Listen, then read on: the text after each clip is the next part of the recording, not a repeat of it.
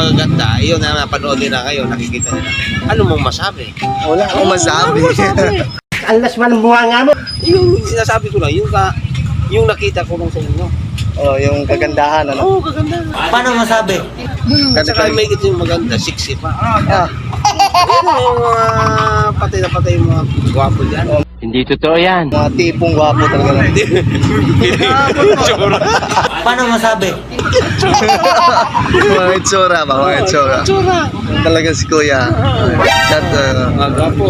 gwapo. Paano masabi? Ay, hindi tayo mag-aksaya nakaupo tayo dito. Kaligayahan na ng mga mata natin pag makakita tayo ng mga sexy. Hindi totoo yan. Ah, masiyari tayo sa yan. Kunwari ba, mabuting tao ka. Paano masabi? Pero may ibang lihim yung sa utak mo. May lihim talagang utak dito. Siyempre, kaligayahan natin yung may edad na, yung may edad sila kuno. Paano masabi? Medyo may edad na, medyo.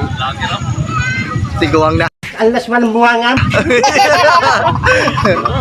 Yung mga siksi, ano, nagsidatingan na yung mga siksi. Paano masabi? Yung mga buhay natin.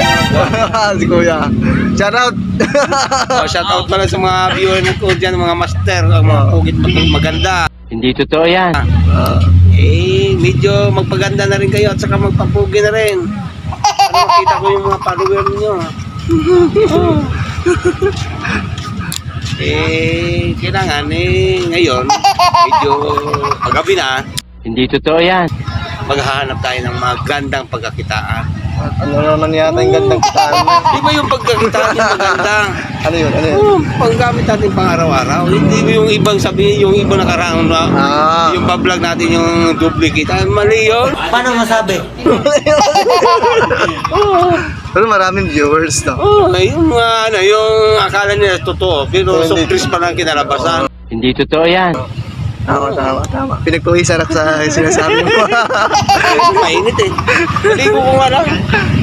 Nakahanap lang ako ng nakita ko may naligo doon. Hindi totoo yan. Sabi ko ba,